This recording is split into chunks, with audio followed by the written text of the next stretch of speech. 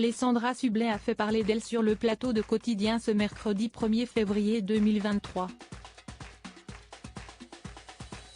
Yann Barthès recevait l'homme politique Éric Ciotti, souvent considéré comme l'amoureux transi de l'animatrice, pour une étonnante raison. Alessandra Sublet partage absolument tout avec ses abonnés et même sa vie plus intime. Si est-il sans filtre qu'elle se confie sur ses histoires d'amour.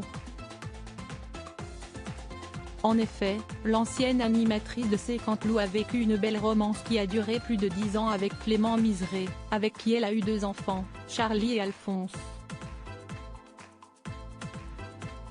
Malheureusement, après une décennie de relation, le couple décide de se séparer, mais contre toute attente, le couple garde une bonne relation. Pour preuve, ils ont même passé le confinement ensemble pour le bien de leurs enfants. Un divorce réussi comme elle le confiait dans les colonnes de Télé 7 jours le 25 avril dernier. Elle avait livré le secret de ces 2 divorces qui se sont bien passés, parce que j'ai en face de moi des gens intelligents. Point. Nous avons réussi quelque chose qui rend heureux, nos enfants, et ça n'a pas de prix.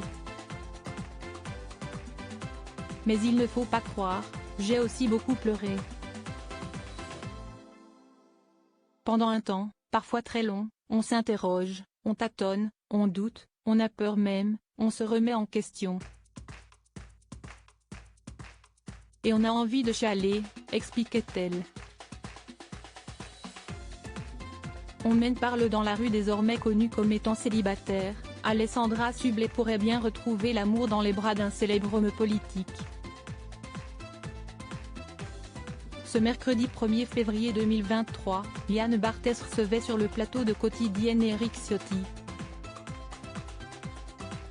Et ensemble, les 2 hommes ont parlé d'Alessandra Sublet pour une drôle de raison. En effet, l'homme politique est victime d'une étonnante rumeur concernant une relation avec l'ancienne animatrice de TF1.